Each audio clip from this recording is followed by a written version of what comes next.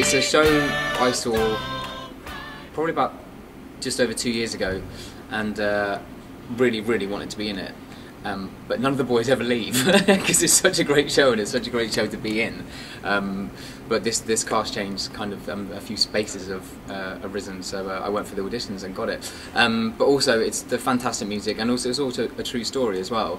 And I think for me, playing Frankie Valli, normally when you're playing a real life person, they're normally dead. Do you know what I mean? So it's, these guys, well, apart from one, are still alive, and Frankie's still out there performing, so it's quite exciting. Fast as I can, walk like a man from you.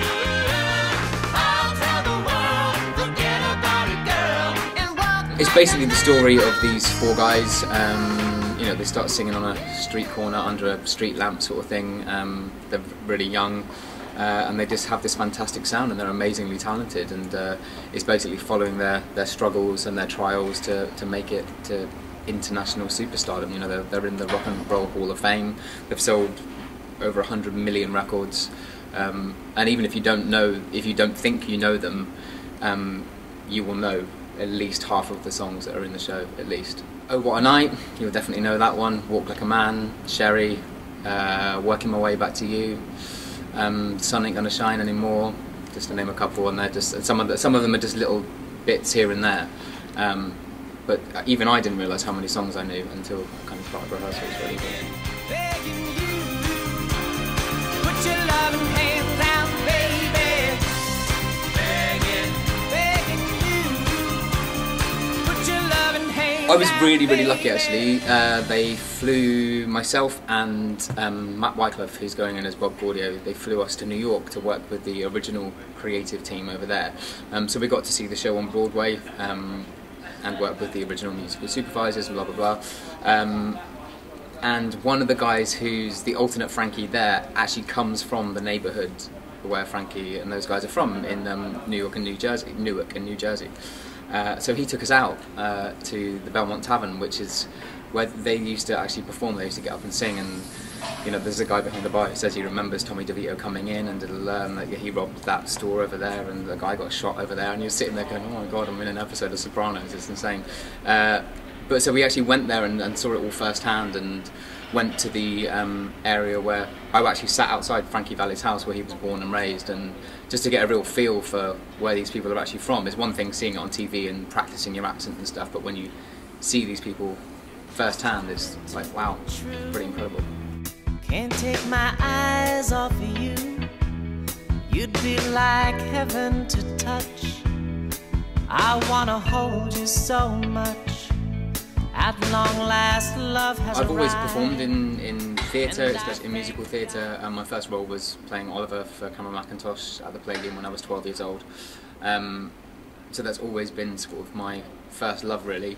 I trained at Sylvian Theatre School, and then S Club sort of veered me off in a very different direction, but a fantastic direction. So it was always a very natural thing for me to come back to musical theatre after S Club finished. I think S Club for me, it had the same kind of mentality of it. You know, it was very disciplined. It wasn't. I think when people imagine sort of pop groups, maybe they were, you know, years back, but they've been quite glamorous, and you know, you're rocking up to premieres and things like that. And it really wasn't like that. It was hardcore. You know, it was really hard work. But then I was really young at the time. I had the kind of energy to do it.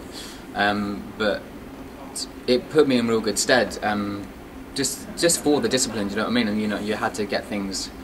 You had to be on the ball pretty much. You know, you'd have to wake up in the morning, and you had a full day of work ahead of you, and you knew it was going to be the same the next day, and the next day, and the next day, and the next day. For me, I never felt stressed at such a young age doing something like this, because it was always my dream job. You know, I never wanted to do anything. I've never done anything else. You know what I mean? I've literally never done anything else apart from this, and I think it's only affected me in a positive way. I think, yeah, I probably had to grow up pretty quick, just because there's certain ways you behave, and you know, it can be quite dangerous on stage if things are moving here and there, so you can't really like mess about. But then you're there to do a job, you know. So, but I don't, you know, people say, "Oh, I've lost my childhood." I was like, no, that's a load of rubbish. I loved it. I loved every second of it.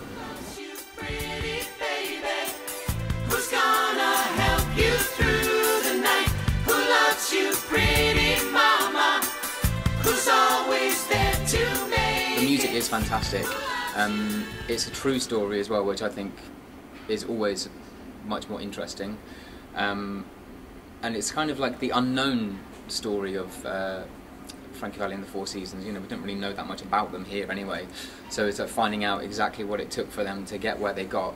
Again, the music is amazing. It's dramatically on stage, there's some fantastic scenes. It's very simple, I think, but I think it works brilliantly, and you'll have a fantastic time.